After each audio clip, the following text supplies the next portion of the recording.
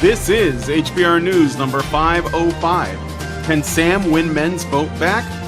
What about a queer Latinx of size? Where we discuss the news of the week and give it the Badger treatment.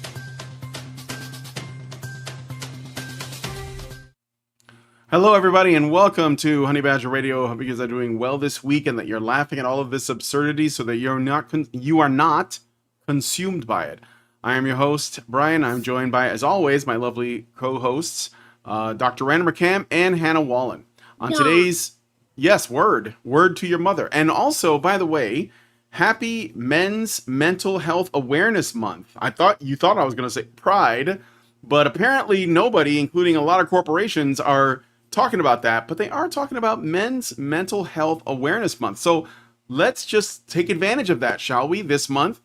You know, if you or someone you know is having a bit of a hard time of it, reach out to a friend and just let them know it's going to be okay.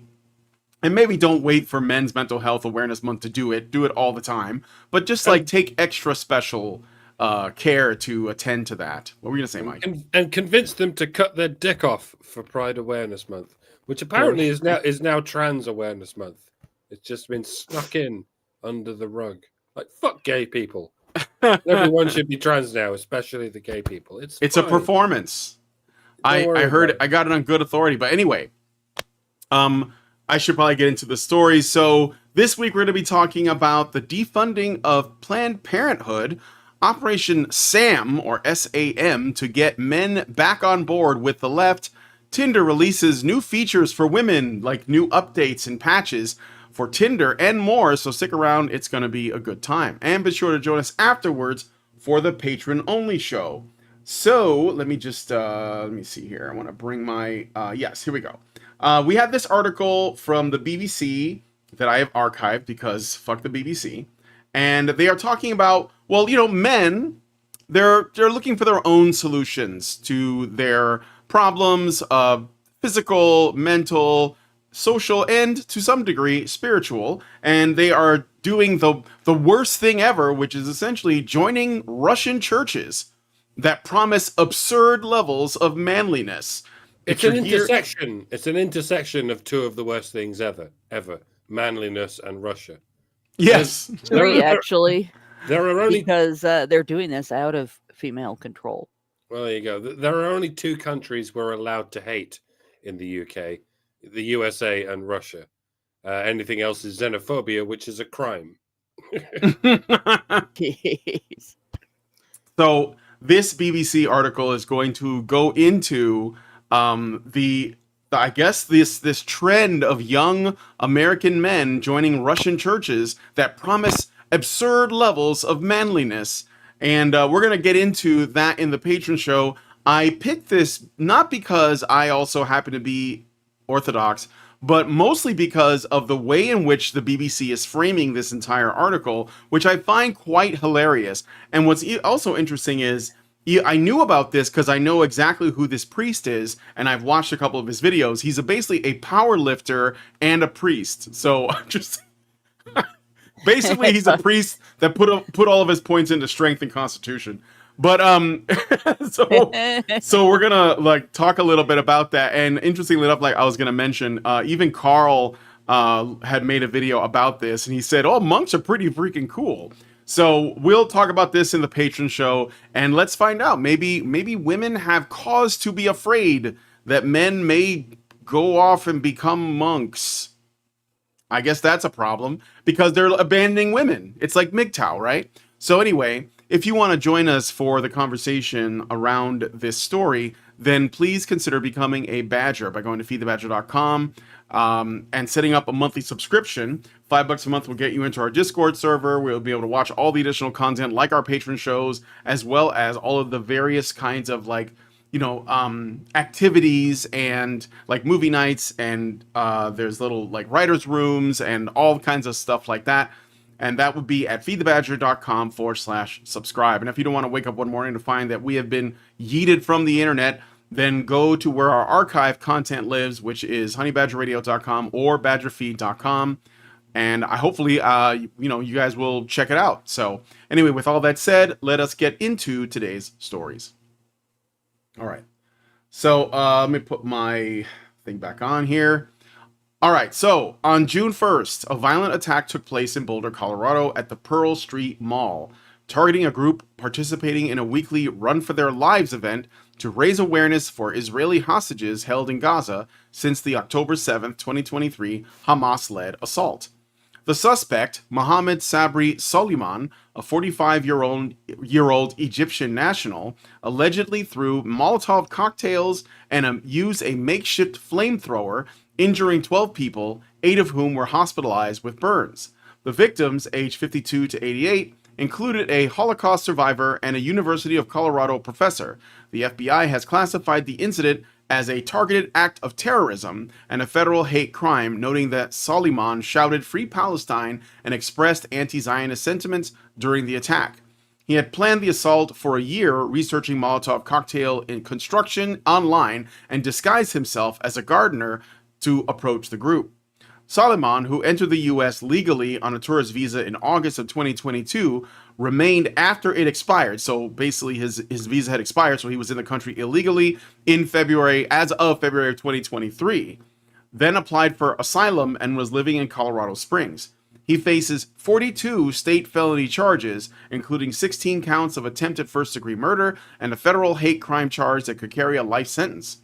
Authorities found 16 unused Molotov cocktails, that's a lot, that's a party's worth, that's like a whole kegger, near the scene, indicating the potential for greater harm. The attack, occurring on the eve of the Jewish holiday Shavuot, has heightened fears within the Jewish community, especially following recent anti-Semitic incidents in the U.S. Public figures, including President Trump, Colorado Governor Jared Polis, and Israeli Prime Minister Benjamin Netanyahu, condemned the attack, with many labeling it anti-Semitic. The investigation continues, with authorities confident Soliman acted alone. Well, now we know what it takes for the FBI to classify an incident as a targeted act of terrorism. I mean, when some crazed Zimzer goes and murders a bunch of children in a Christian school and leaves a detailed manifesto explicitly outlining why they did it, no motive. We have no idea what's going on. Sorry, your guess is as good as ours. Wait, no, it isn't. Your guess is transphobic and wrong. You want the manifesto? Yeah, no, we're not. We're just gonna hang on to that for the time being. Actually, we're gonna try and hang on to it forever until Crowder gets hold of it. What manifesto? There was never a manifesto. That was just you having a nightmare. Excuse me while I spark this gas lighter for no apparent reason. What was that inappropriate given the nature of the story? Sorry, but yeah, when the target is Israel, we won't stand for that. Not on your Nelly, sunshine. We're going to let the whole world know that this white man is a terrorist. And yes, we've all seen the pictures, like the one we're looking at now, and by all accounts, he does appear to be what we call white. So it wasn't necessarily wrong to report that detail, as many an outlet did. A lot of people took umbrage with it on account of his name being Mohammed Soliman. He's not white, he's a Muslim. My dudes, these attributes are not mutually exclusive. There are white people in Egypt. There are white people in Afghanistan. Arabs are a subdivision of Caucasian, after all. There are several East European countries, particularly in the former Yugoslav region, which are still majority Muslim. And there are also North and West European converts to Islam, mostly ginger for some reason, but not exclusively. Anyone can be a Muslim. You are free to join the faith no matter who you are. You're just not allowed to leave it, or you'll get fatwa'd. By the way, Brian, you're making a background noise. Oh, it's my air conditioner. Sorry. Distracted me. Thank you. Last week there was an incident in Liverpool, England, where someone drove their car through a crowd of people. The kind of incident to which we've become accustomed at the hands of Muslims. And in the mainstream media, they refuse to identify them as Muslims for as long as they feasibly can. But on the occasion of the Liverpool incident, within half a news cycle, the BBC told everyone, he's white! He's a white male! Please don't riot! He was a white male! And I'm like, okay, but what's his religion? He's a family man! He had a job and everything. Okay, thanks. But what religion is he? We don't know! We can't possibly know that. What's his name? His name? What's his name? Does anyone know? Paul Doyle. His name is Paul Doyle. Oh, thank fuck. Please don't riot, everyone. His name is Paul Doyle. All right. That still doesn't prove anything, but at least his name isn't Muhammad Suleiman. See, that would be a solid indication of which religious prophet he follows. What with it being right there in the form of Muhammad. Some white Muslims are born with that name, and many Islamic converts of all races will change their name to Muhammad.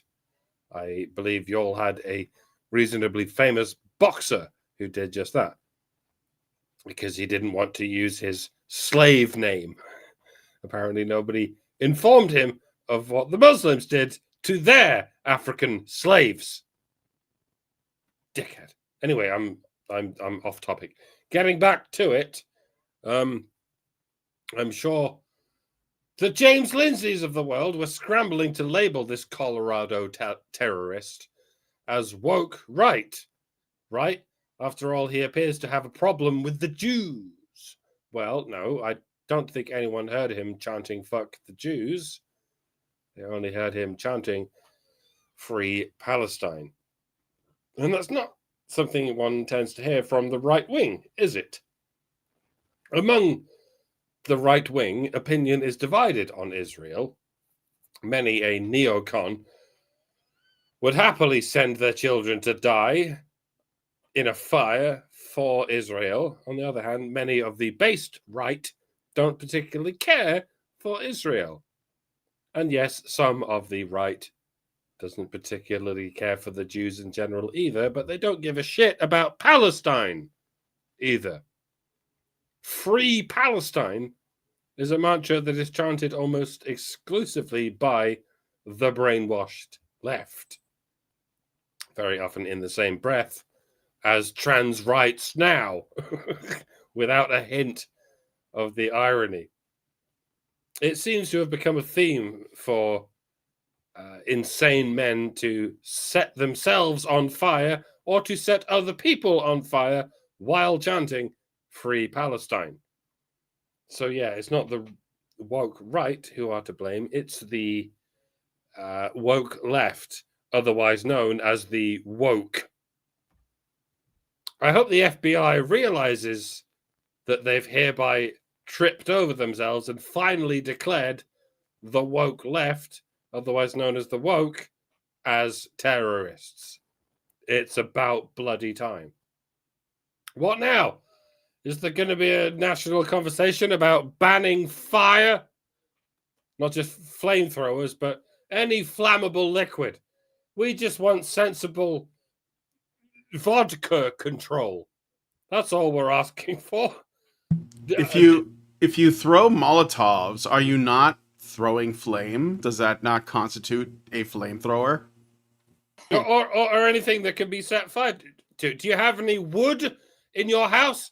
Well, that's a deadly pyromaniac weapon. You're under arrest. I joke, but it'll probably happen in Britain before the end of the year. It'll be an arrestable offense to be in possession of anything that can be burned in conjunction with any political opinion other than Free Palestine, trans rights now. Just in case you use that fire to burn a Quran, which, by the way, is now officially a crime over here due to a recent precedent-setting case. I say sigh and shake my head, and what the even fuck. All right, I'm getting even further into a tangent, so I'll just stop and silently despair. All right. Well, yeah, like I agree with everything Mike said. I'm gonna go on a different tangent. And I'm gonna talk about America's dipshit epidemic. Like we've heard all about, multiple viruses over the last 20 years. When my son was in kindergarten, it was H1N1 that everybody was panicking over. I don't know if people even remember that now after the COVID crisis, but right before that there was the SARS bird flu epidemic, the first SARS bird flu epidemic, because COVID-19 was the second. But we had to hear about that, happening in China, and it was going to come over here. And there was, of course, Ebola in several countries, if I remember right, in Africa. And people panicked when Obama brought a couple people over to be treated here. It's going to spread through the United States. We can't have them in here. And of course it didn't, because we're actually pretty good with germs.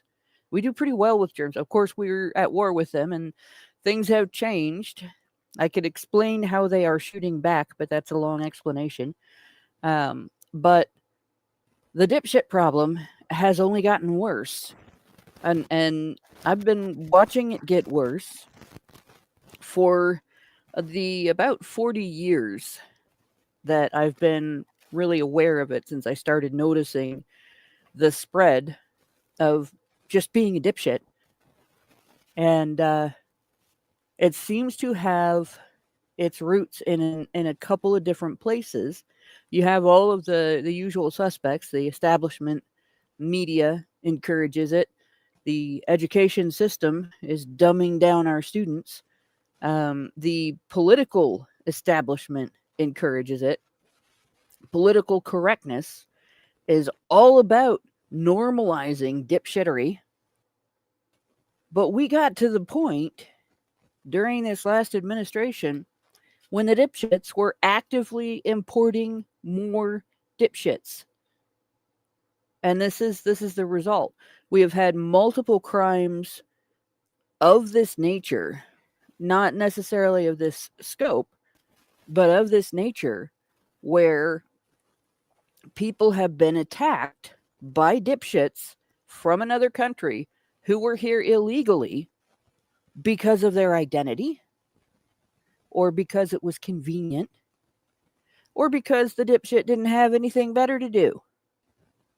And the people who bulk the most, just have an absolute tantrum over the idea of maybe filtering who comes in and how long they can stay and under what circumstances and what they're allowed to do while they're here if they want to stay, and who gets considered for asylum and so on, are dipshits. More dipshits. Mostly female. And oddly enough, the victims that we hear about the most have been female, even though there have been numerous male deaths at the hands of MS-13 gang members. And when we hear about the male deaths, most of the time it's somebody brings out the crying mother, the crying wife, crying sister, because people have more sympathy for women. But then we have to hear female dipshits going, well, that's not a reason to secure our borders and keep criminals from coming through with the people who are actively trying to escape the environment they've created.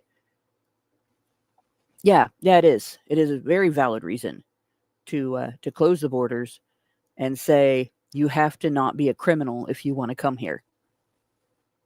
And this is what we get when we listen to the dippiest of dipshits the dipshit woke Karen, we get results like this.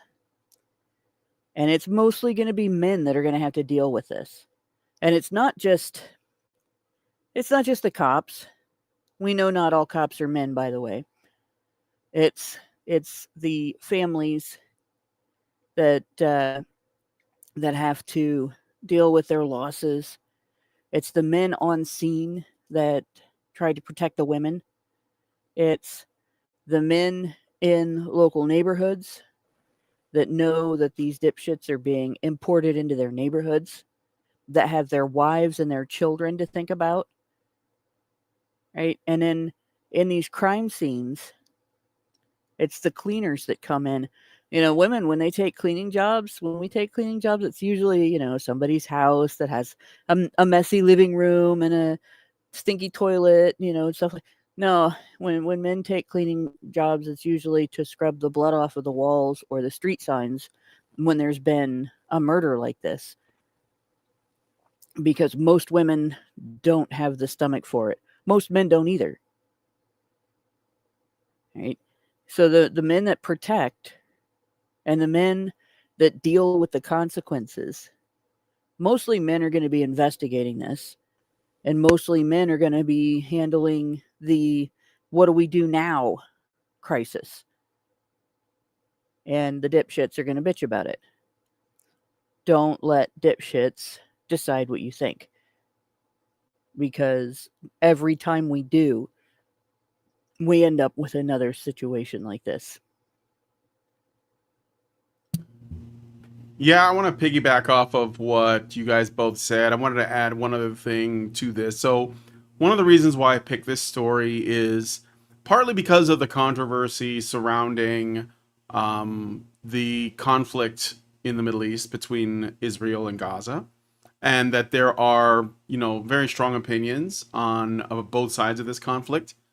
And I don't think that anything is necessarily clear cut, which is why I am very critical of what Israel is doing and how the United States is being, or at least there are desires or machinations to use the United States as a kind of tool so that the Israeli government can take more land from Palestine. But and I see that there are problems there. There are injustices, and I want them corrected. And I think, like Mike said, there are people who have criticisms of that happen to be on what appears to be the same side of the issue, but for different reasons. And I brought this up before when I think we talked about the guy who set himself on fire.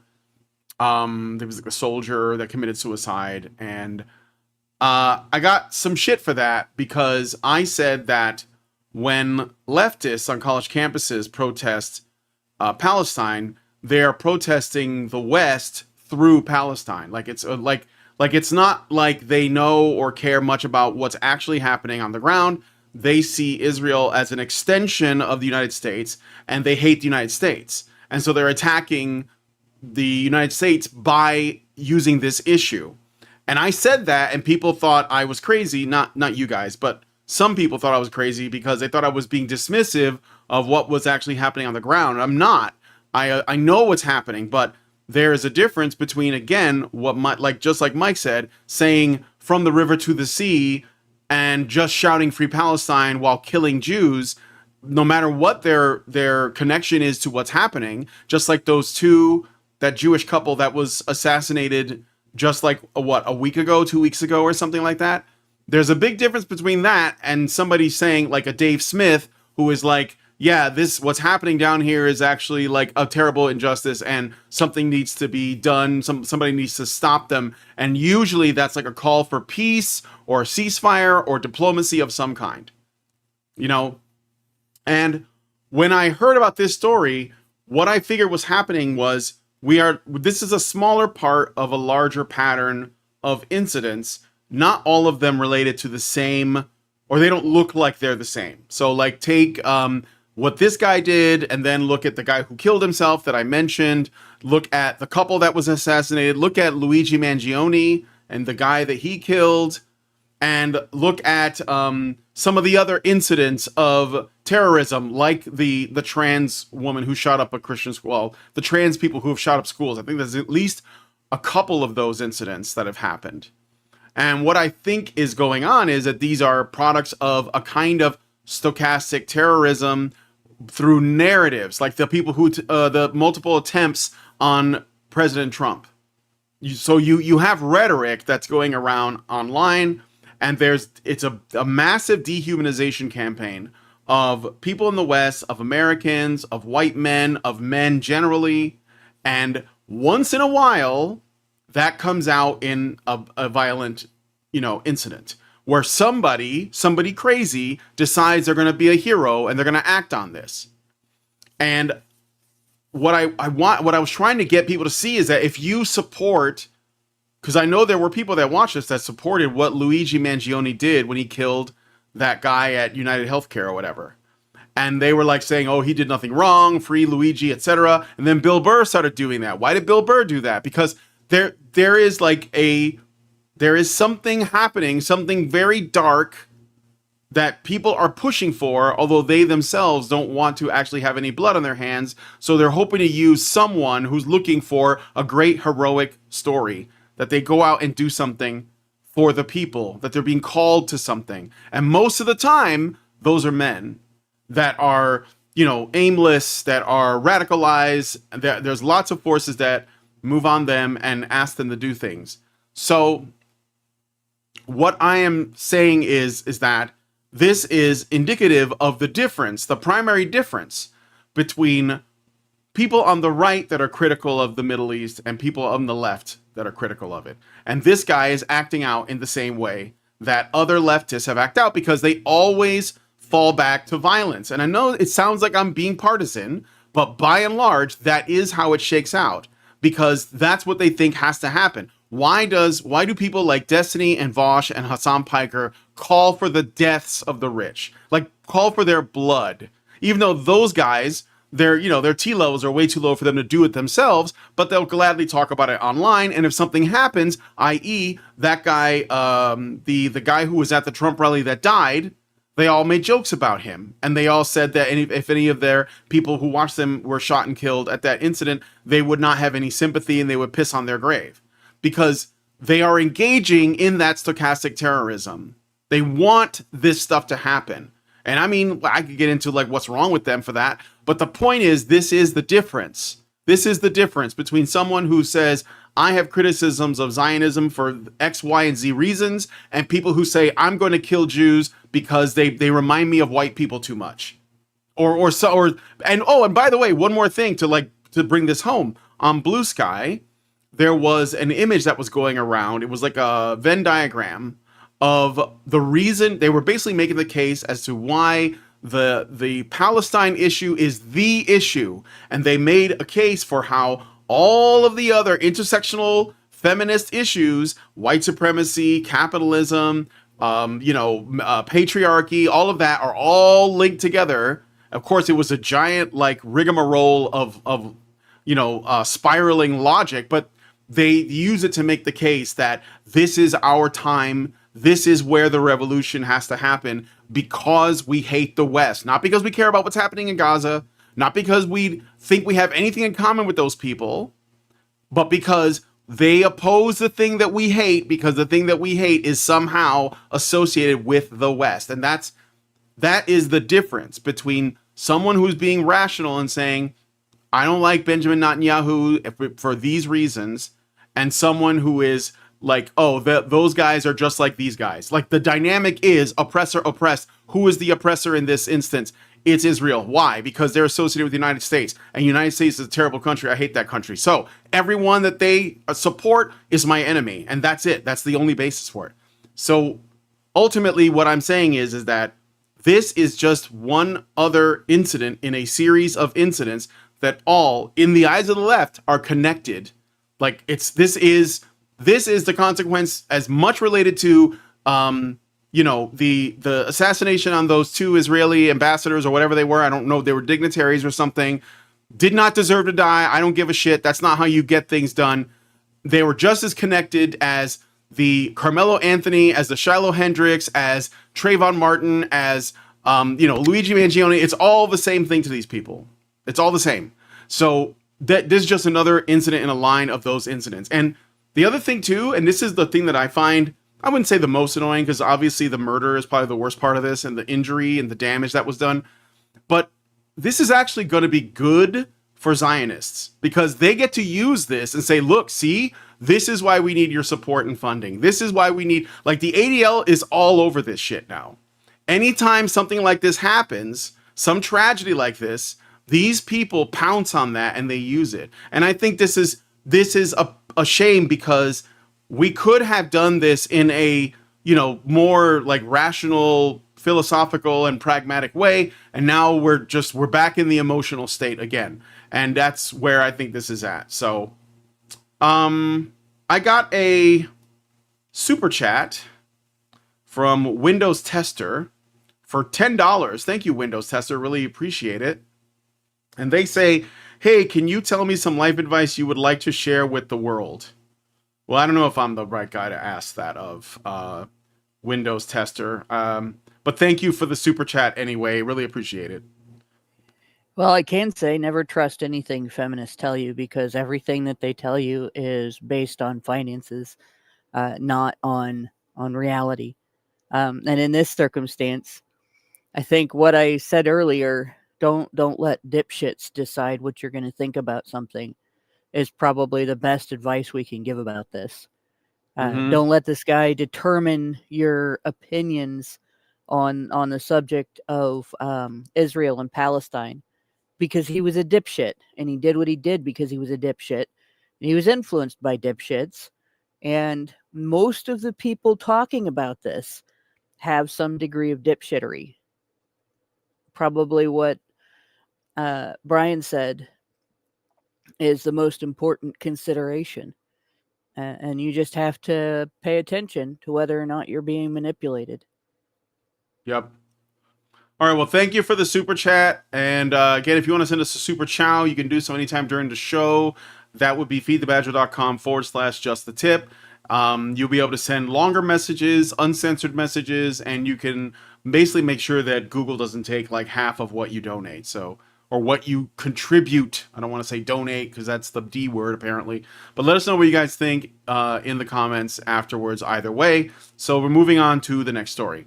So, in 2025, the House of Representatives passed H.R. 1, the quote, one big beautiful bill, end quote, act, a Republican-led budget reconciliation bill that includes a provision, and there's a lot of stuff in it, and a lot of people have problems with it. We're not talking about whatever else is in the bill. I know that that's a mixed bag, but this is the big thing for this story that I thought was worth pointing out. It includes a provision to defund Planned Parenthood by blocking its access to Medicaid funding. Introduced in January 8th, 2025 as part of H.R. 271 and S. 203, Defund Planned Parenthood Act of 2025, the provision prohibits federal funds to Planned Parenthood and its affiliates for 1 year unless they certify they will not perform or fund abortions, with exceptions for rape, incest, or life-threatening conditions. The Congressional Budget Office estimates this could increase the federal deficit by $300 million over a decade and risks losing 200 Planned Parenthood clinics, potentially affecting 1.1 million patients who rely on services like cancer screenings, STI testing, and contraception, according to Planned Parenthood. They always go to, and I'm not done with the write-up yet, but I just want to clarify, whenever Planned Parenthood says, oh no, we're losing money, they always go to, but we do cancer screenings, STI testing, and contraception. Like they're the only ones that could do it, by the way. The bill passed the House on May 22nd, 2025, with a 215 to 214 vote. That's freaking razor close. Supported by Republicans and opposed by all Democrats and 2 Republicans. So there are even 2 Republicans that went against it.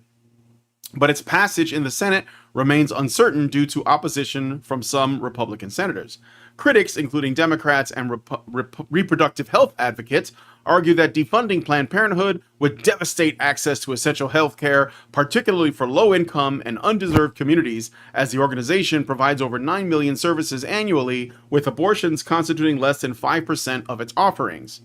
The Hyde Amendment already bars federal funds from covering most abortions, making the cuts primarily affect non-abortion services. Supporters, including anti-abortion groups like Students for Life and SBA Pro-Life America, celebrate this provision as a pro-life victory, urging the Senate to pass it. However, opponents highlight that other health providers cannot absorb Planned Parenthood's patient load, and the Guttmacher Institute notes that contraception access reduces abortion rates, suggesting defunding could paradoxically increase abortions. The bill's broader $1.5 trillion in spending cuts, including $880 billion from Medicaid, has also drawn criticism for potentially leaving 13.7 million people without health care by 2034. So that's all bullshit. I gotta jump on this one, because this is before I was even aware that there was a men's rights community. The thing that turned me against feminism, before I knew even anything else about feminism, was learning about the abortion issue at the age of 13 and finding out in graphic terms, very clinical terms, what an abortion was, what it constituted, what the different types were, and so on.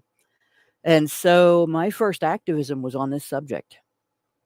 And let's take a look at what abortion advocates do primarily when they are making these arguments, right?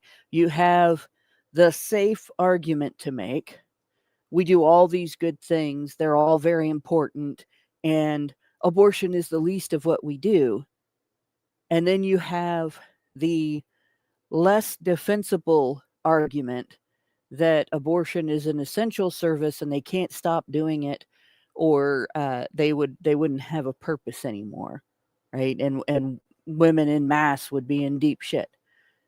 And the fact is, if they're not doing that many abortions, if abortion is only a tiny percentage of what they're doing, then they could leave it to somebody else to do, create a division in their company, branch that off and separate it so that it's not part of the organization anymore, let it float on its own, because we hear all the time, well, abortions aren't really federally funded anyway, so they won't need to be part of the federally funded organization in order to survive, right?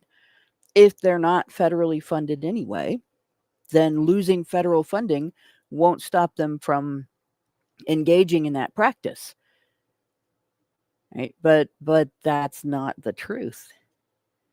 That's the Bailey. And the Mott of, well, the majority of what we do is all these beneficial things, and abortion is just a tiny percentage and it's not federally funded anyway, goes away as soon as you propose, all right, well, create a separate organization that only does abortion and none of these other things, and only do that. So you don't have this confusion of, is federal funding going to abortion in these other organizations? They would like to have you believe that the practice is much less widespread than it really is. Women have made being aborted the leading cause of human death in the world. All right? Whether you believe they are fully fledged people or not, it doesn't matter. A fetus is a living human organism. It meets all of the criteria for being a living organism, as opposed to a dead organism or an inanimate object. It meets all of the criteria for being human. It is genetically distinct from the mother because it has the father's DNA too. And it's genetically distinct from the father because it has the mother's DNA. It is not a parasite because it was created by her own bodily processes as part of something that she did, except in the instance of rape, willingly, knowing that this could be the result. So it is a living human organism that the mother created through her own actions, using her DNA and the father's DNA and his actions. Right? So to kill it is still killing a living human organism. It outnumbers the cause of death that is labeled the leading cause of death in the United States. That would be heart disease, or in the world, actually, obesity-related illnesses and disorders get lumped together as the leading cause of death. And abortion outnumbers it. Being aborted kills more living human organisms than any other thing that kills people. That's an awful lot for it to be the least thing that Planned Parenthood does. Can I just We've been looking. can I just add? So like since the Trump got into office, 20 Planned Parenthood locations have been forced to close because one of the first things he did was put in like Title 10, which basically put a freeze on funding for 9 Planned Parenthood affiliates, affecting $21 million. They've had to shut down clinics in across 7 states, 20 locations: Michigan, Minnesota, Iowa, Illinois, New York, and Utah, for starters. So it's already had effects, Having an effect. and they're Right. very afraid that they're gonna like essentially lose the whole organization. Well, there's more. All right. And this is where I'm going to tie the Planned Parenthood thing to the worldwide, because I know somebody's going to be like, yeah, but Planned Parenthood doesn't cause abortion all over the world. Yeah, actually, it is exporting abortion in multiple countries through USAID, right? Which I refer to as the USAID system.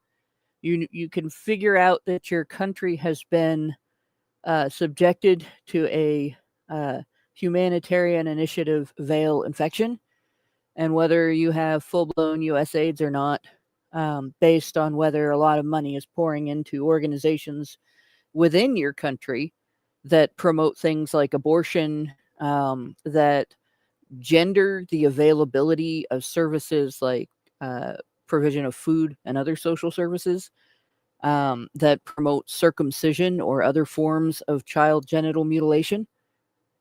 Those are all hallmarks of a full-blown U.S. AIDS infection. But in the meantime, the U.S. AIDS system has sent Planned Parenthood specifically around the world. And there are organizations affiliated with Planned Parenthood that are actively committing genocide in Africa right now using abortion. A lot of those deaths, those deaths of the most vulnerable humans on the planet are directly attributable or indirectly attributable to Planned Parenthood. And that is why the organization was created. Like, if you go back and read the writings of Margaret Sanger, she was very pro keeping there from being too many black people in the world. So I don't have any sympathy for that organization at all. Like, if they're going to lie and cheat and steal and kill people, they should do it on their own funding. And they should be accountable for it.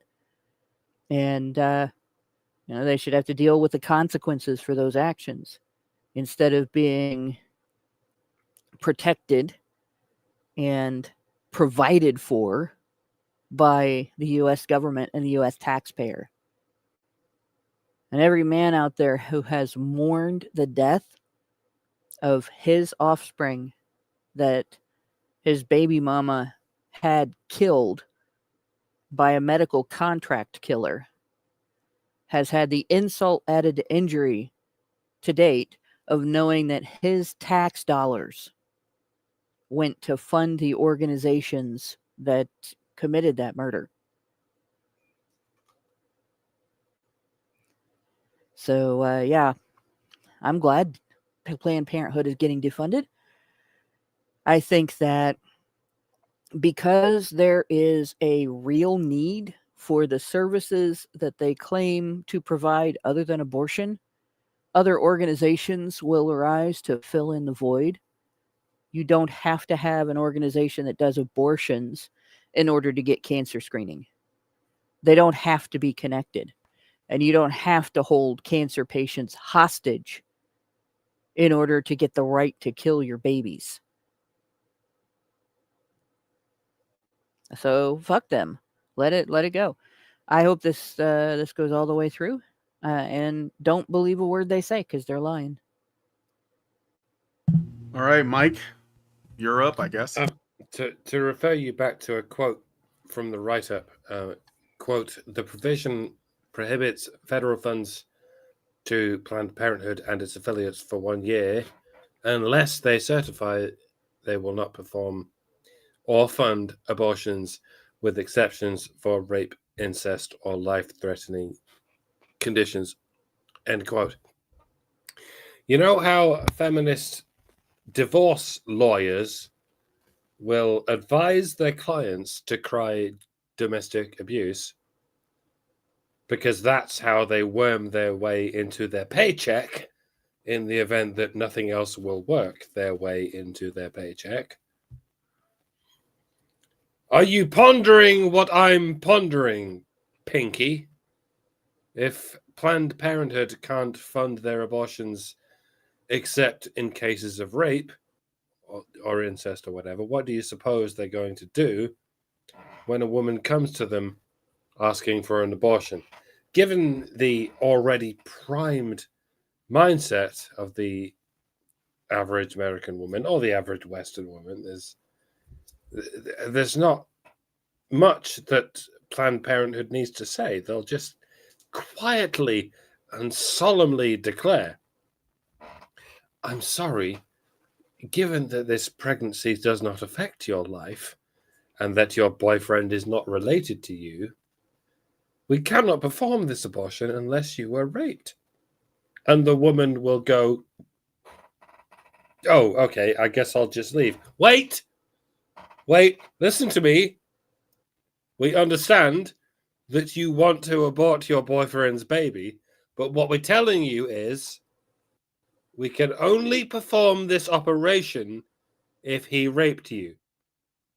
Yes, I heard you, but we actually he didn't actually listen to me carefully, my dear. We can give you this abortion free of charge with no further questions asked if you can assure us without proof or evidence that he raped you. Wink, wink. Oh, I see. Yeah, no, I didn't understand what you were saying the first 2 times you said it. It totally just slipped my mind what really happened. No, yeah, he did rape me. It was rape. It was awful, and I need an abortion, please. Good girl. Are you free for an appointment tomorrow morning? Yeah, sure. Do you need any further details? I mean, with regard to the violent crime my boyfriend committed against me? Nah, that's none of our business. I mean, we do have to report it to the police. And as such, your boyfriend will be in jail this very evening. But that's just an administrative technicality. Is that okay? Come to think of it, we don't even care if that's okay. We already have our confession. Stay right there, please. 2 large men are already on their way to your boyfriend's triangulated location, and another 2 large men will enter this room shortly to pin you down and insert the forceps. Try not to scream, if you please. It might upset the other marks. I mean, patients. All right, that's that bit. That's the end of that sketch. And I'm not saying that this defunding of Planned Parenthood shouldn't happen for this reason. I'm just saying this is the hole into which we've already been dug.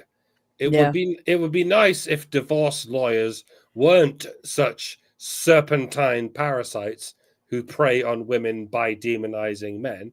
And it would be nice if so-called medical professionals who specialize in killing babies were not also such serpentine parasites who prey on women by demonizing men, but they are.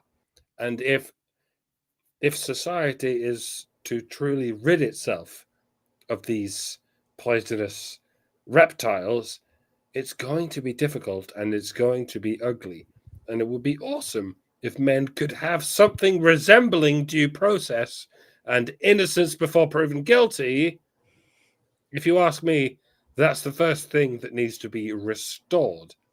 But what the hell do I know? I'm just a filthy MRA. And so is anyone else who deigns to say the things I'm saying. Dr. Well, Random statistically, news.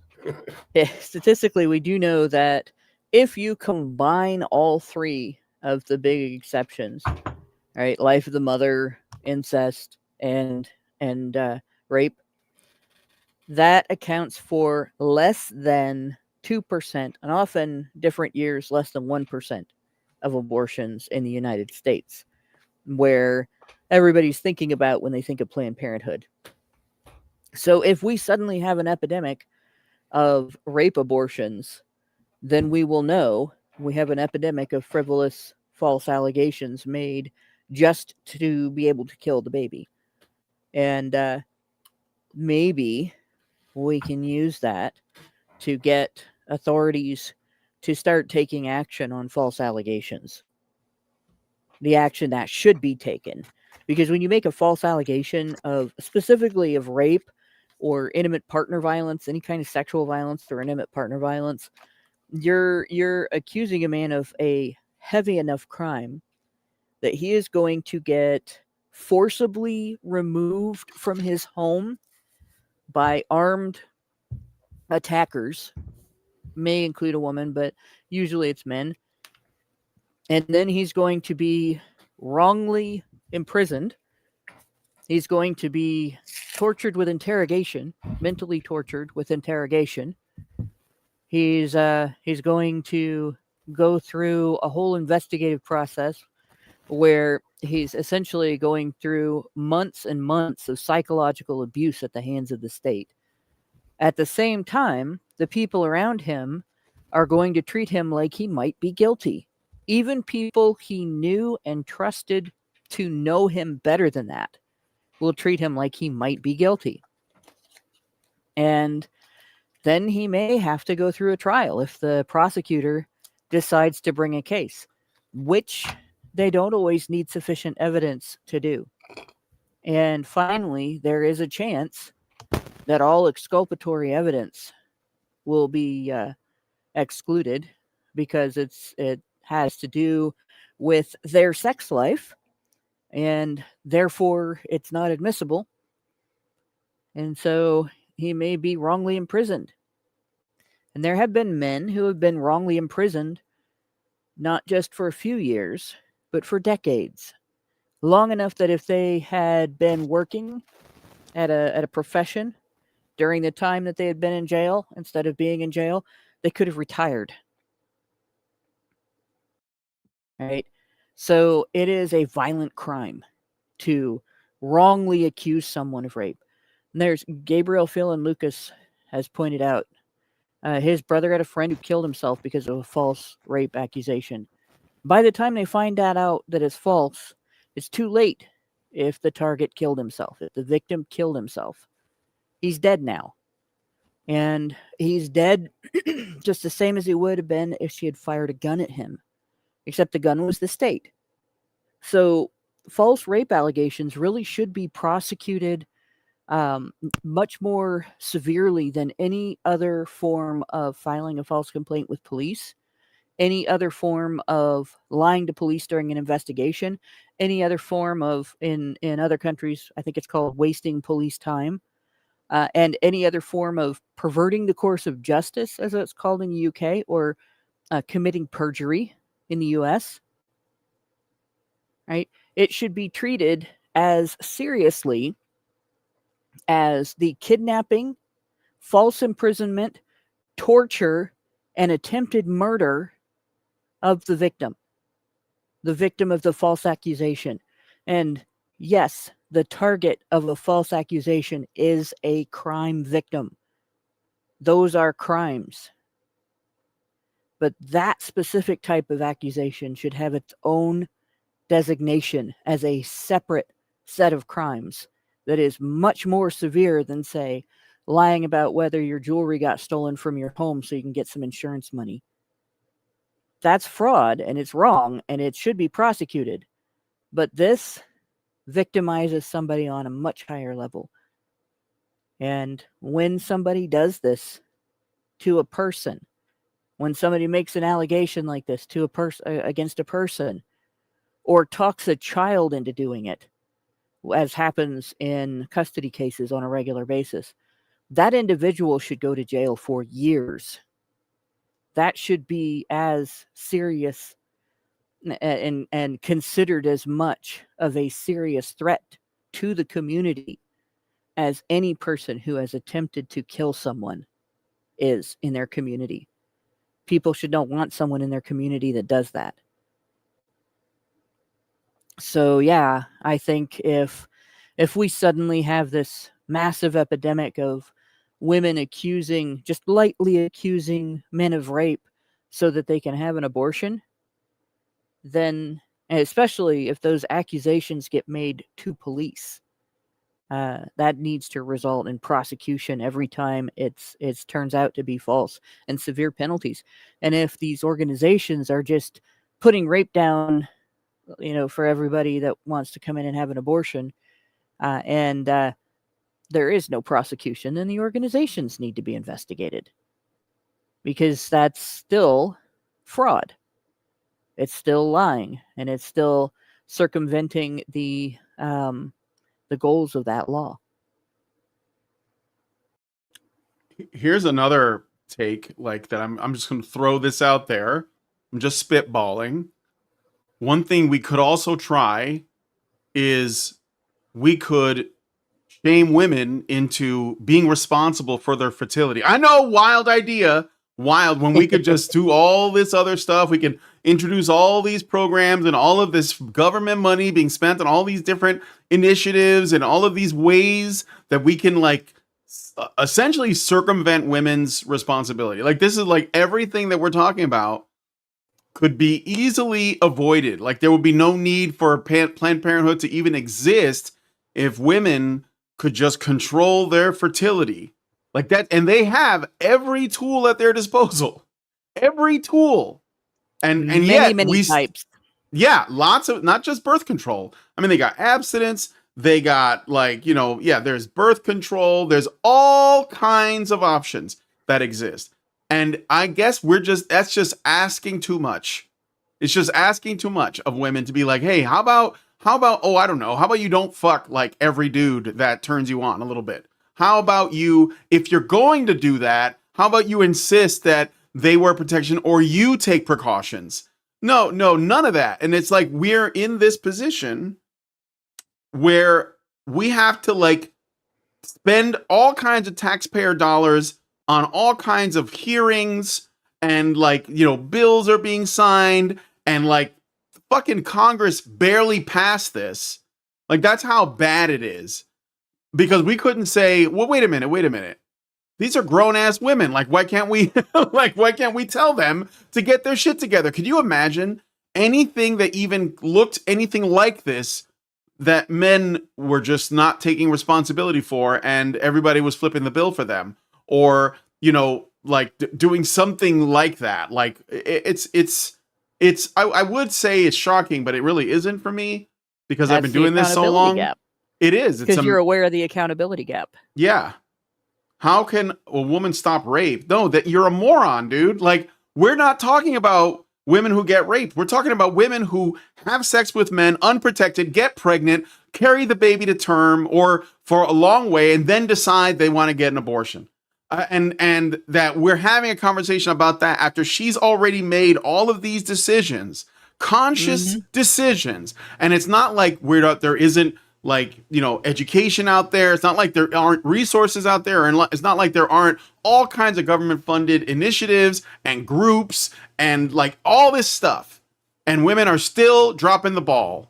and at every turn. Not maybe, I don't know how many, but it's enough to that this is a problem. And all I'm asking is that women be responsible with their fertility. It's like it's women and spend you more bring on up Starbucks. rape. Like this is like a sub IQ take, like out of the blue. Well, what about, we already talked about that. And again, that's like a very small percentage of the cases. And even then, you know, there are steps you can take. There are steps that you can take. So, I mean, no one can live in a world without any suffering. It just doesn't exist. But by the way, yeah, women spend more every week on their stupid Starbucks purchases than they do monthly on birth control. So, right. I mean, Whether it's the pill or something else, yes, you know, when they act like it's expensive, unless, you know, they're that chick that screwed 100 guys for a video or whatever, they're not spending that much money. So don't let them tell you it's going to put them in the poorhouse. No, of course not. It's like I said, literally not getting pregnant is free. Like it's easy. It's easy. Abstinence is free. I'm saying abstinence is free. And what I'm saying is that like we would cut it down so much that to even discuss the fringe incidents like rape or incest would just be as ridiculous as it sounds, because it is ridiculous, because it's a fringe thing. So anyway, we're getting off into the solution there too. No, I have to say this because this is, I mean, I had a miscarriage after a rape, and it made things worse. Knowing that there was another life besides mine that was affected, and I don't know if I would have recovered if it had been a different situation and I had been talked into and allowed myself to be conned into doing something like an abortion. Like that would have probably killed me. It would not have helped my recovery. I probably wouldn't be here. I wouldn't be able to live with that. You know, do you know who Eartha Kitt is, the actress? Yep. Do you know that she was a product of rape? Yep. And she wasn't aborted. There are many people who have come out and talked about that, as, you know, they were grateful to their mothers for not aborting them after a rape. But when people talk about rape victims and abortion, most of the time, they're just using us as a political football. They don't care how it affects the mother. They don't care what the mother is going through after the rape. They don't care what impact the cognitive dissonance between her moral upbringing and her actions could create later in life. They just consider it a success that they can shove down your throat. Well, you're hurting rape victims if you don't agree with us that we should be able to kill our babies. No, actually, you're hurting rape victims if you use them this way and if you convince them that this is somehow going to help them recover from the rape. Having an abortion doesn't unrape you.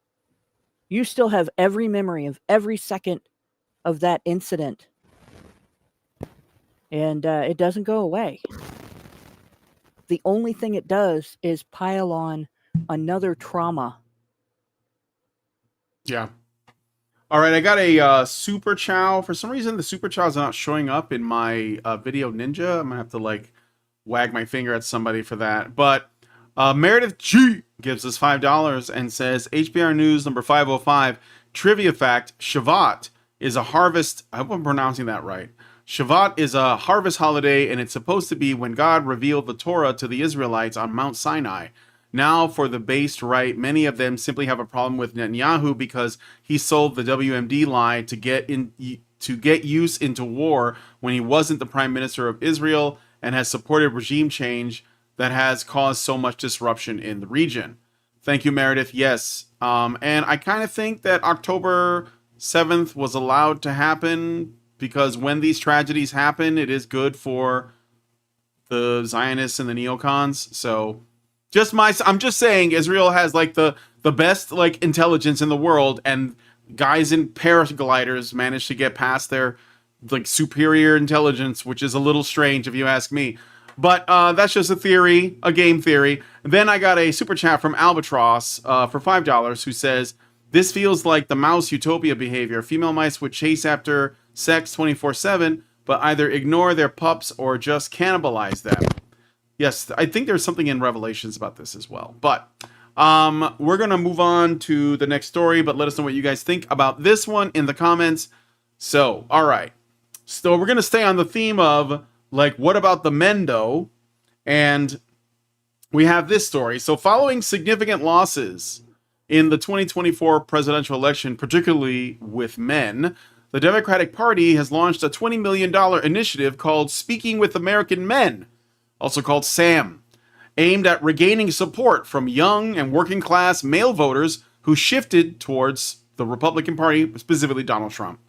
The SAM project, detailed in a May 2025 New York Times report, seeks to study the language, syntax, and cultural habits of American men. Like we're like weird animals.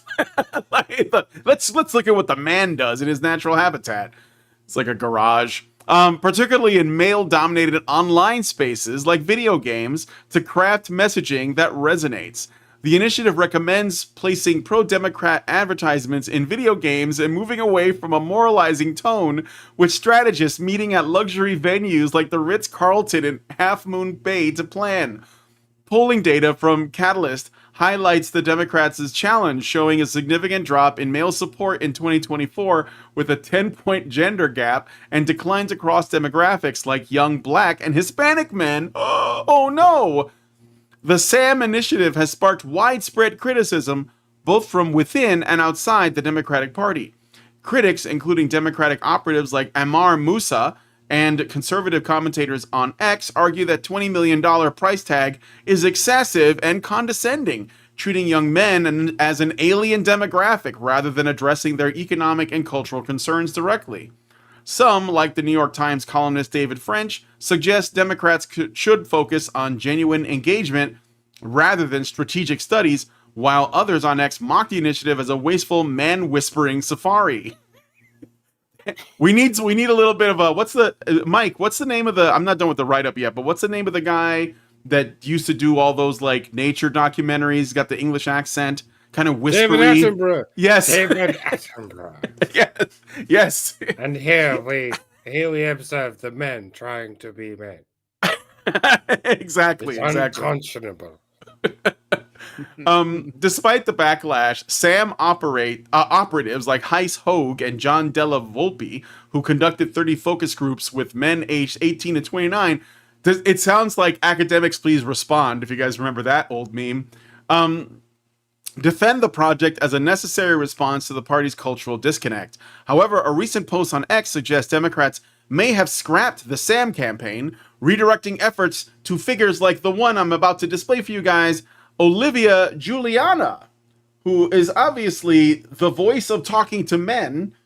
So let me see where I lost my place. Olivia Juliana, to address men's issues.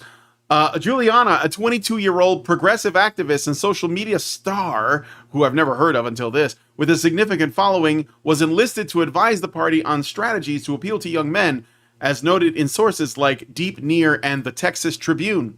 Her approach emphasizing framing progressive issues like abortion rights, gay marriage, and Black Lives Matter from a male perspective, arguing that many conservative-leaning young men already align with these stances. Her efforts included outreach to fraternities at universities like UT Austin and Texas A&M. Though these attempts were reportedly unsuccessful, who'd have thought that this woman could not quite get the men to listen to her? Could you imagine? Wait. So their sales pitches, we failed at this all over the country. So you should let us fail at this with your party too. Yeah, so send in the middle-aged, overweight woman to sass the men. Anyway, her, what was I saying? Oh, yeah. All four contracted fraternities declined her invitations. The move has sparked polarized reactions, with critics on X and in conservative media mocking it as tone deaf or desperate, while some progressives defend Juliana's authenticity and ability to engage younger audiences. So, yeah.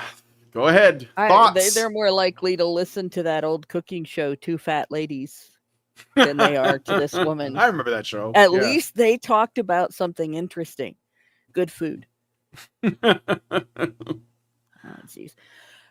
You know, this is the problem with political parties and politicians in general. All right. What they're doing here is looking at the issue of getting their ideas entertained and potentially accepted by people from every angle except authenticity, honesty, forthrightness, respect, and consideration. Like, if they could try doing those things, they might connect with people who would be open to listening to them. But because they lecture, browbeat, preach, sneak, lie, cheat, and steal instead, people aren't listening to them. And they can't figure, why are these things not working? We don't understand why people get mad when we lie to them. The shaming language we're using is not endearing us to people. They don't like us. We don't understand. Calling men everything from murderers to rapists to toxic assholes that just make the whole room bad when they sit in it doesn't seem to appeal to men. We don't understand. It's like politicians are morons. Well, It really these are they think feminist you are. activists that Well, they okay, so can't feminists are possibly morons, they can't possibly court men because the men want the truth and they can't tell them the truth, right? They because if can't they tell the truth. did, then men would not support them. So The thing is, they do think you're stupid. They think you'll buy this stuff, and they just don't understand why your stupidity is not working for them. They can't conceive of the fact that maybe you're not stupid, and you see through their shit. You know, and on one hand, it's very frustrating that they do this, right? It just pisses you. Makes you want to laugh at them too. But I mean, on the other hand, it's probably a really good thing, because it does keep them from fooling quite as many people as they would be able to fool if they were able to fake the sincerity and mutual respect, consideration, and so on that it takes to get people to entertain and possibly accept your ideas.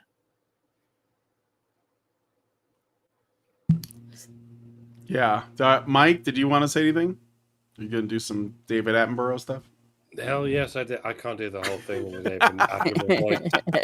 Well, just do it in my normal British voice, if that's okay. It pisses me off that people are always talking in terms of this symbolic dichotomy of left versus right, way beyond the point where everyone has forgotten how to even define these terms. It's supposed to be something to do with social freedom and economic freedom / restriction. It's usually passing the buck onto the euphemisms of progressive and conservative. I think that's supposed to refer to giving more power to those who are perceived not to have any power, i.e. progressive, versus maintaining the power of those who are considered to already have it, i.e. conservative. This made some sense when it came to Communism 1.0. That was all about balancing the power between the poor and the rich. By no means was that ever a good idea. By no means was that iteration immune from corruption. It was always corrupt from day one. All it did was give the power to the rich people who falsely claimed to speak for the poor, despite doing nothing to actually improve the lives of the poor. But at least they had to pretend to speak for the poor. We are presently living in communism 2.0 and 3.0 and 4.0 and whatever, where it's not about class or economic status. It's about biological sex and race and sexual persuasion and whatnot. That this makes it even easier for the rich and powerful to continue subjugating the poor and powerless. In the original communism, the bourgeoisie were the rich people. At this point, the proposed bourgeoisie are men and white people and straight people and cis people. You may notice this accounts for the vast majority of the population.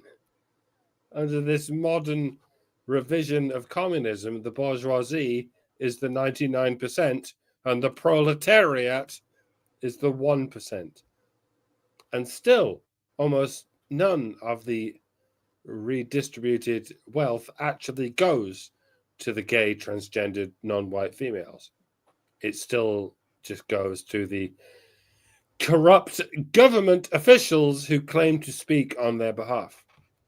This gargantuan level of government corruption is not sufficiently described in terms of left and right.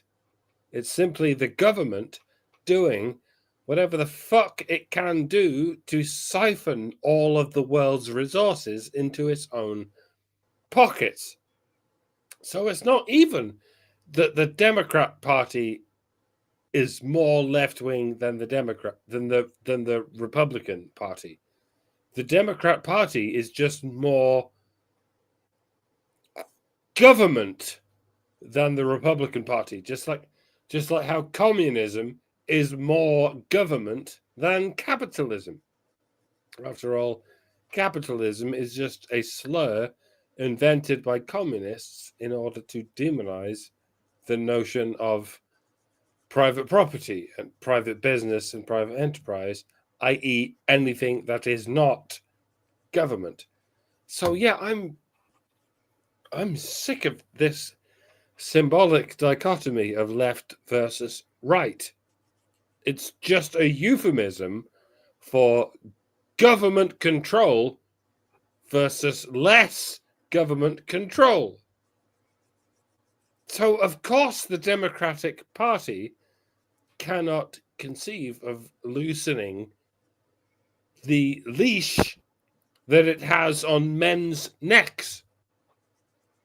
The leash that it has spent centuries tightening at every opportunity. I mean,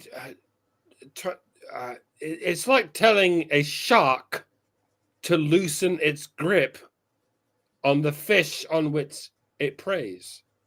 Like, it's not going to do that. Why would it do that? If it did that, it would die. And the same goes for Republicans. The same goes for Labour or the Tories in UK terms, or any given party in any given country.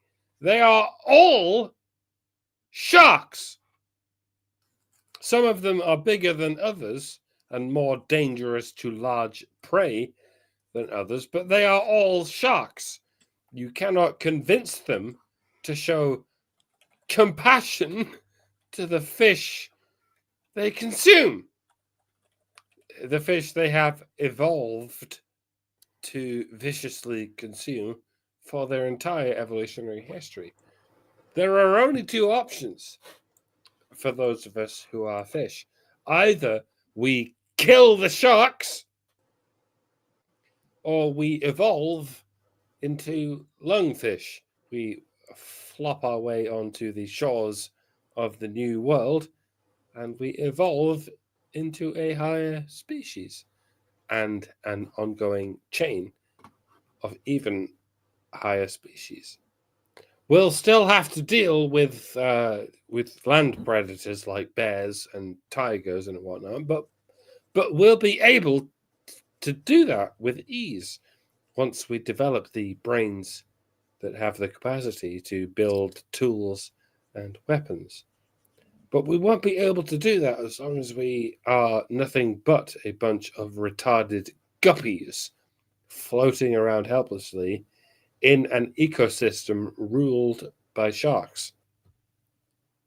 Fun fact, you know the word shark, when first coined, it didn't originally mean a kind of fish. It meant a kind of human. Like the term card shark or pool shark to denote a predator that uses certain game theory systems to deceptively hunt down its prey. That's what it originally meant. It meant predator, basically. It was only later on in its etymological development when the word was applied to that genus of elasma branch cartilaginous fish. So what I'm saying is not even a metaphor. The government is literally a shark. It's a mob of sharks. It's an organized crime syndicate of sharks. And what we call left-wing governments are simply a larger species of shark. They target men for the same reason. Large sharks target seals because they have a bigger appetite. That's all it is. It's in their evolutionary instinct to target the largest animals because it makes them larger. It's Shark Week, folks, here on Honey Badger Radio. To repeat, you have two options. I can hear your fan, Brian. Oh shit. You have two options, folks. Get the fuck out of the sea and evolve, or become the only thing that can kill a shark. I'm talking about orcas, folks, killer whales. They never kill humans. They've never been found to kill humans, weirdly enough. But if a great white shark fucks with a killer whale, it will find itself snapped in half and paraded around in the effortless mouth of that majestic black and white dolphin we call an orca. At this point, I am indeed being metaphorical, and it's up to you to figure out what I'm talking about. Good luck with that. And when I say good luck, from this moment on, you will now be known as Sharkbait. Thank you for looking that up. When I say good luck, I mean I have a very particular set of skills.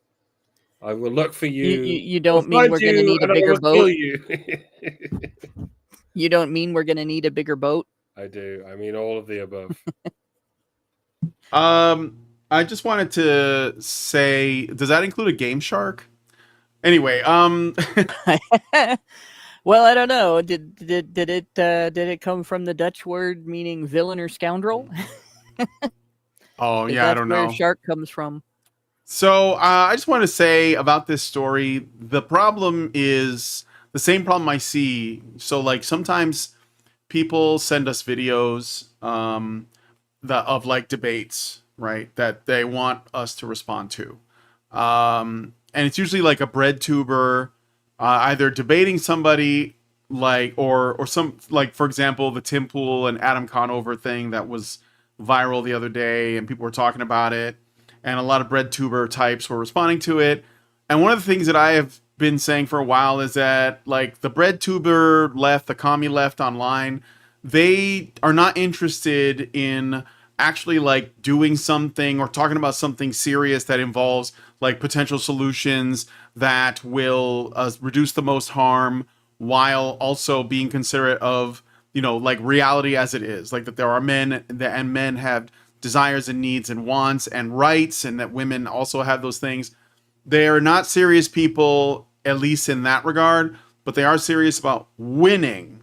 And that's really their only focus. And typically these people their idea of how they find themselves to be right on an issue has nothing to do with whether or not their principles make sense in practice, and everything to do with whether or not their arguments are like found to be difficult or hard, difficult to refute. So it's all about rhetoric.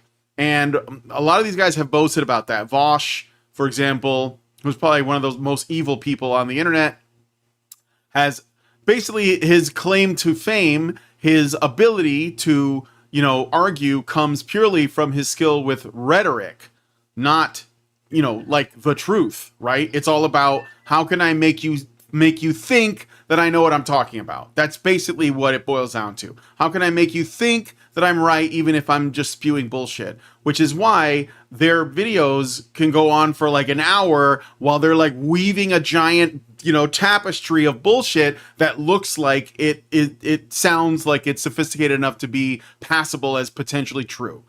The problem with this is that men who have rejected these people are not interested in the rhetoric anymore. They're interested in the outcomes. They're interested in reality. And they know that when it comes to the left, man hatred, or at least like seeing man as the privileged oppressor class, is impossible for them to unpack because it's baked into the cake. It's in the mixture. They can't undo it. This is why, and I've looked at what this Sam thing is all about, and we can go back to when I covered Tim Walz, I think it was like 2 weeks ago, that, he said in front of a crowd that he was asked to like essentially be the man whisperer, which is basically to say, how can I like give you the impression that I'm on your side even though I'm not? That's really what it is. How can I make you think that I am on your side, that I care about your needs even though I'm not? And this was in all of the advertising that they were putting out, where they were like, oh, you're a man, right? And it's like guys drinking beer with their bellies out. Like no one understood what masculinity was, so they had no way of appealing to it. And the truth is, appealing to it on a surface level may work on women, but it doesn't work on men. Men want to know, like, how are you going to improve the economy? How are you going to make it to where my hard work pays off for me and my family? How are you going to be able to do any of the things that will essentially allow, because men don't want handouts. What they want is the government to stop being an obstacle to what they want to pursue. And the government exists as an obstacle to men. And they can't not be that. So instead they have to pay lip service, and they have to like woo and attempt to flirt, and none of it works, and men generally reject it. It's like misandry is baked into the cake of leftism. It's baked into it because, like Mike said, the old communism of the working class versus the bourgeoisie, that doesn't work, because in the West we all had the ability to work hard and elevate ourselves, right? So they couldn't do that. So they were like, okay, what do we do? Let's create class struggle between men and women. And so we got feminism. And so the whole thing, feminism is at the foundation of everything on the left. So that means that if they're gonna alienate men inevitably, and if they don't, like if they say, okay, we were wrong, we're gonna give you guys what you want, let's figure it out, whatever. Guess what? They're gonna piss off women, because they've already radicalized the women into feeling entitled to everything that men have, because men have historically taken it from them through oppression and patriarchy. So they can't do that. Like if they alienate the women, they lose everything. So now they're in between a rock and a hard place, where they have to find out, how do we get men to side with us without alienating the women that we already have locked in? And by the way, they're losing the women too, because the only women that they really have a solid hold on are the single, childless women. So, and when women get married to other men, they tend to, suddenly their priorities are not themselves alone, but they can become the priorities of their children and families. So they risk losing them as well. So the truth is that they can't do anything to fix it. Like no amount of focus groups or academic research or studies is going to change it, unless they actually, they literally have to abandon the thing that they are defined by in order to make any progress with men. And they're not going to do that, because they will lose women. And so at the end of the day, they are in a way a victim of the very paradigm that they have created, and that's why they're struggling. I mean, they literally had to hire a queer Latina of size to be their representative to talk to men. And she's claiming that she gets men. She doesn't. Nobody wants her at her frat things. The men find it a joke because it is. And it's almost as bad as their like fake, like cardboard cutout of a man, Tim Walz, their empty suit man. I'm the coach. I got a camouflage hat. I got to go hunting.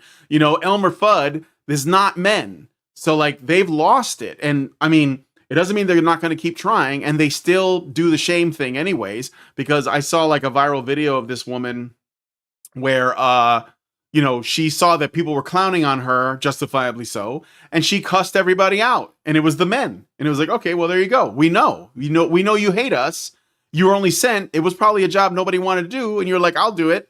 I'll get some clout. I'll get some of that $20 million that you're funding. I mean, most of this is going to be a money laundering grift anyway. And so, look, they got nothing. They never had anything. I've been saying this for years. They have alienated a demographic that finally realized that they were a demographic that had voting power and they could change things, and they decided to do it. And now these people are just stuck. So, anyway, if you want to test this, go to usa.gov/elected-officials. And that page has where you can contact the president, U.S. senators, U.S. representatives, your state or territorial governors or legislators. You can find a mayor by city name or population size. You can find a county executive like county commissioners and stuff like that. City officials to contact. You could look up your city council members. Write to people and tell them what issues you care about, and see, if any action is taken. And in particular, like if you're an MRA and you support something like equally shared parenting rights, like make that a thing that you write to every single one of your representatives about, that you want to see equally shared parenting legislation passed in your state to make it the default in uncontested cases. That the couple has to actively make other arrangements or have a hearing if they can't agree on something. In order to not have equally shared parenting, and see if you get that passed. Now, some states you might want to check and see what you have, because there are some states where men's rights activists have already gotten that passed. But there's other issues that you could write about. In Ohio, for instance, we're writing to our legislators because they are still not recognizing rape as rape if a female perpetrator does it to a male victim. And a few years ago, there was a case where a mother who raped her toddler got off scot-free. Her conviction was overturned because the Supreme Court in Ohio decided that what the law said at the time meant that she could not be convicted of rape. She didn't penetrate the child. So, you want to see which government officials listen to you? Write to them. Call their offices. Send them snail mail, not just email, and see if that actually changes their minds and affects their actions. You might get more response from libertarians on some issues, and there might be more response from Republicans on issues if you present them as this will discourage divorce. But I think for the most part, my experience has been 10 years ago, they were taking action or at least responding. But in the last couple of years, they're just ignoring people. Well, yeah, let us know what you guys think about this one in the comments. I got a Rumble rant, and then we're going to move on to the last story. So NovaFan21 gives $1 and says, Dems, we believe men are only motivated to oppress women for no good reason, which is why we need men's vote. Feminists, the Dems are betraying us. Yes. Well, if they actually try to address men, they are going to piss off feminists, and feminists will essentially turn women. They'll propagandize women into rebelling. So it's kind of they're kind of fucked. All right. Is that like Anyway, the iteration of women yelling at cats where the cat says men are good and the women are yeah. like, you hate women? yeah. All right. Let us know what you guys think Be about the this dolphins. one in Be the the comments. dolphins. Rape the sharks. That's all There I you say. There we go. go. All right. Last story. So the dating app Tinder is toying with a controversial new feature. Gold and premium subscribers to the app will now have the option to add wait for it, a height setting, which I will show you guys really quick here. Here we go. A height setting to for potential matches. Phil Price Fry, VP of Comms as Tinder, stated the following quote: "We're always listening to what matters most to our Tinder users, and testing the paid height preference is a great example of how we're building with urgency, clarity, and focus. This is part of a broader effort to help people connect more intentionally on Tinder. Our new product principles guide every decision, and this one speaks directly to a few, prioritizing user outcomes, moving fast, and learning quickly. Not every test becomes a permanent feature, but every test helps us learn how we can deliver smarter, more relevant experiences and push the category forward." The company was quick to point out that this new setting works as a preference rather than a hard filter, merely indicating a preference that won't block or exclude other profiles. Still no word on when the weight filter setting for men searching for women will make its debut, which probably won't happen. But When are they going to have a weight filter? I'd say that would be handy for both genders, but it rather depends on how tall you are. 250 pounds is an attractive weight for a man who's 6'6", but an unattractive weight for a man who's 5'6". And more importantly, it's an unattractive weight for any woman because it means you're either a giant or a land whale. 99% of the time, it means you're a land whale. So if we're going to include a mandatory height stat for both sexes, we should also include a mandatory weight stat. Seems fair, right? Of course, women can't be accused of lying in this way. An absolute bloater of a woman could claim they're 100 pounds, and then when they turn up on a date looking like a sumo wrestler, they can say, well, that was my weight 6 months ago. I've gained a few pounds since then. So we're back on orcas, is what you're saying. But that shouldn't. Yes, this is not what we meant when we said be the orca. That shouldn't matter, you fat phobe. The same way they can use a photo of themselves 10 years ago when they weren't a fucking bloater. Whereas a man can't say he's 6 foot tall and then turn up looking like a 5 foot tall hobbit and claiming, I used to be taller. That is not physically possible, according to science. Unless he's recently had the lower portion of his legs chopped off, which you would think he'd be obliged to disclose. But yeah, we are once again dealing with one of those notorious double standards that favors women's preferences, but not men's. I mean, Sargon did a video about this recently, insisting that it shouldn't matter how tall you are, as long as you have the right personality.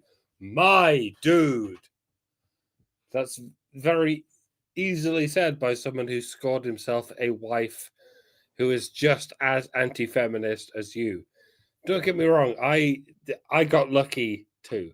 I found myself a woman who doesn't hate men either, and who will not hesitate to kick the shit out of feminists. But please understand, we are the lucky few. The very lucky, very few. But the majority of the female population at this point is not interested in a man's personality, at least not at first blush. They want a man who is tall enough and strong enough and crazy enough to kill all the other men. That's why even women who are 5 foot nothing still insist on having a man who is over 6 foot, not because they want a man who is taller than them, but because they want a man who is taller than most of the other men. They want a man who can and will slaughter all of the other men and stand over a pile of their slain bodies, declaring in his booming, deep voice, "Behold, all the other men who are worthless, toxic misogynists who deserve to die at my hand. And they did it all for this stunted fucking hobbit woman who swiped left on me." Is it swipe left? I keep forgetting which is which. I've never been to Tinder. It's a fucking nightmare. And if you go there, you get what you fucking deserved. I will tweet what I tweeted earlier today. Avoid relationship advice from people who got lucky. They will tell you, be like me and do what I do, when all they did was happen to be in the right place at the right time. That includes me. I live the oof life, and I happen to get lucky. I wouldn't recommend it. Ignore me entirely. And I will leave you with the paradox of ignoring me entirely. Ignore me! It's funny, these women will complain about how difficult things like, women's lives are so hard because of childbirth. Childbirth kills 71 out of 300,000 women in the country that are pregnant. When it actually doesn't. It's within the first year after the child is born is included in maternal deaths.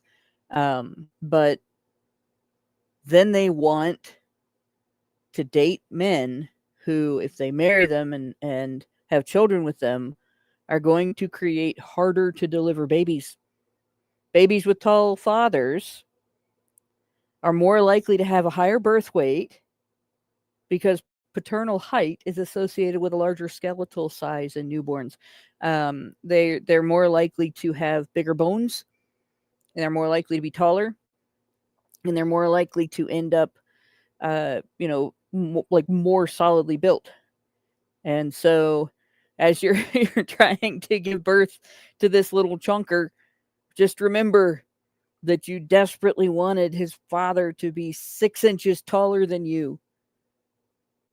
Taller fathers tend to have offspring with lower likelihood of being small for gestational age too. So be ready to become the size of a house when you're pregnant, and the stretch marks from hell will be all over your belly. Very, very good reward there, ladies. Brilliant.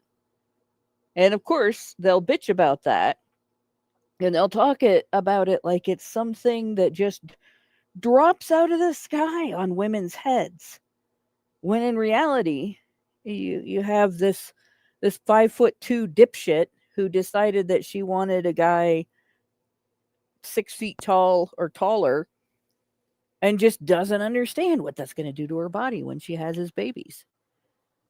Right? Sometimes you're not genetically compatible, people. It's not a good idea. But women don't plan ahead. You know what really, the feature they really ought to create for premium users who are male? Which women are willing to bring financial benefits into the marriage, if they get married? And this is something that women used to do because they didn't have to have a job. Just like today, a woman can be taken seriously as an adult human being, as a parent, an upstanding member of her community, respected morally, and as a mature decision maker, if she doesn't have any kind of income revenue stream at all coming into the home where she raises her children. She can have none of that as long as she either relies on income from her husband or she relies on income from the state and doesn't have the father of her children living with her. Right? Men never could have that circumstance. A man cannot be taken seriously not contributing economically to the welfare of his children. In fact, men who fail to do that get put in jail for it when the state becomes aware that they have children and they are not supporting them. Right? And that's been historically child support in English common law and all throughout the nations that are influenced by English common law. That was created during the Elizabethan Poor Laws. The time of the Elizabethan Poor Laws. It was created as a response to after King Henry VIII. I believe it was King Henry VIII that attacked the monasteries, took all their wealth in the dissolution of the monasteries, basically created the transfer of responsibility for all of the poor people in the nation from the church to the state. And several years, about a generation later, the state was in crisis, absolute crisis. Well, one of our generations later, maybe two of their generations, the state was in really serious financial trouble from this situation because of all of the other things that had occurred at the same time. There were some complications, death and disease, war, famine, everything kind of hit during that time. And so these laws were created to basically keep people from mooching off of the state. And one of them was if a woman had a child out of wedlock, the state could force her to name the father and track him down and make him pay. Make him pay for the support of the woman and the child.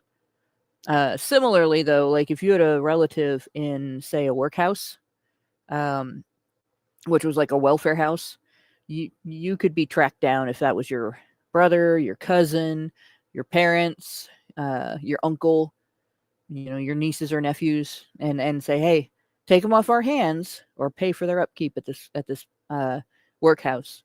And it was to keep families responsible for their family members instead of having them rely on the state, which would be a better way to do things. And the only thing that our society kept over the years really was that child support. But historically, there was another element, and it goes back a lot farther, because women were not expected to produce a revenue stream that would come into the home. At once our society, our civilization became a revenue stream economy, and not we all have farms and we all have animals and we all have this and that. She had to bring a monetary dowry with her when she got married. That's not just an Indian thing. That existed throughout all of Europe. And before it was common for there to be revenue streams coming into every household. Her dowry might be animals, might be farm animals, or a piece of land. And we stopped this practice. And we developed this idea of, what do women bring to the table? How dare you ask that question? We are the table. Well, no.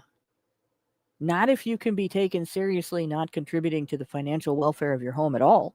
If you're not going to have a job and you're not going to bring in some set of investments that pays dividends, you're not going to do anything to bring money into the house.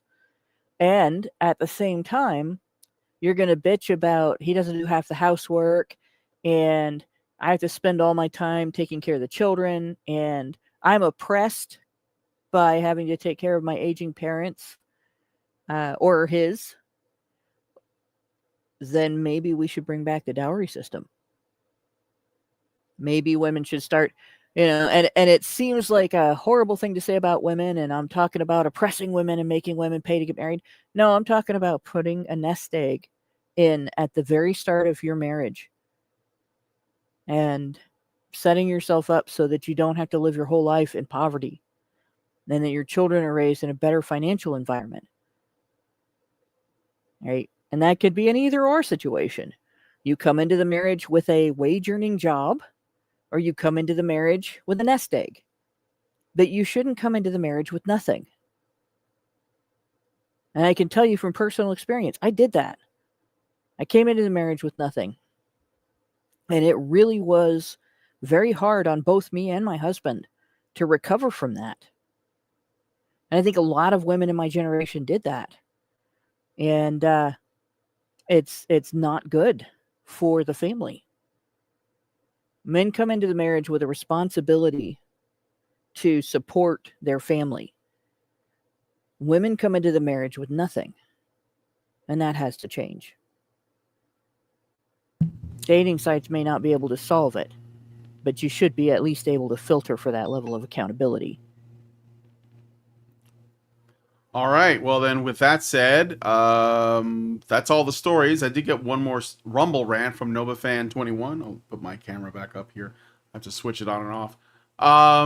And for $1, he says, won't this accelerate Tinder's downfall since the tiny amount of men over 6 feet tall? Well, that's probably why they're just testing it. They want to see. But yeah, I mean, women if you're using like a dating app to like find men, I think that you're just going to treat it like you're essentially like making a custom character in a video game, and it's just going to turn out the way you want. But what the reality is that, yeah, there's very few men that are going to meet that criteria, and less than that are actually on Tinder and aren't already married or in relationships. The other thing too is that like very tall men, they actually have shortened lifespans.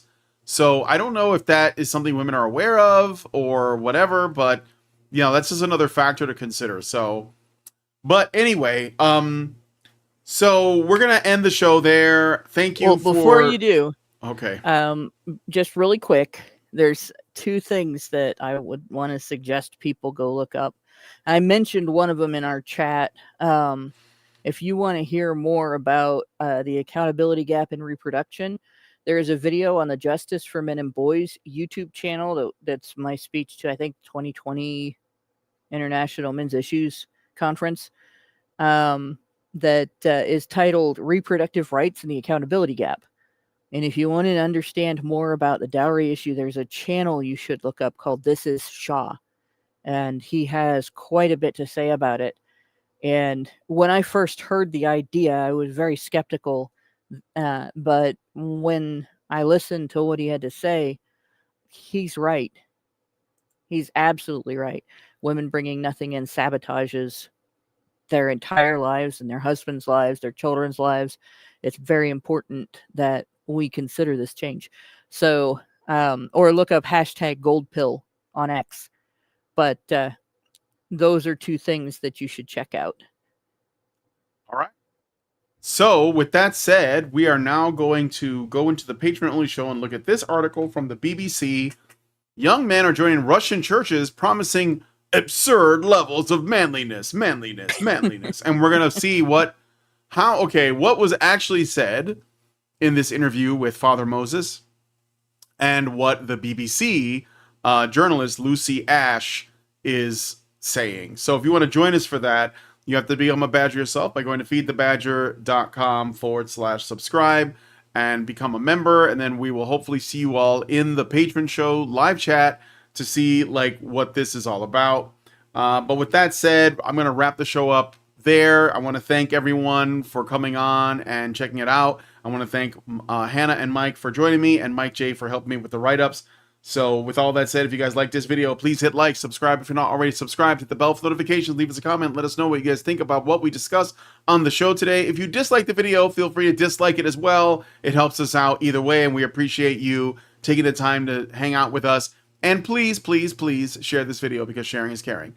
Thank you guys so much for coming on today's episode of HBR News, and we will see you next Tuesday. Men's rights activists are machines, dude. Okay? They are literal machines. They are talking point machines. They are impossible to fucking deal with, especially if you have like a couple dudes who have good memory on top of that too. Holy shit, you're fucked.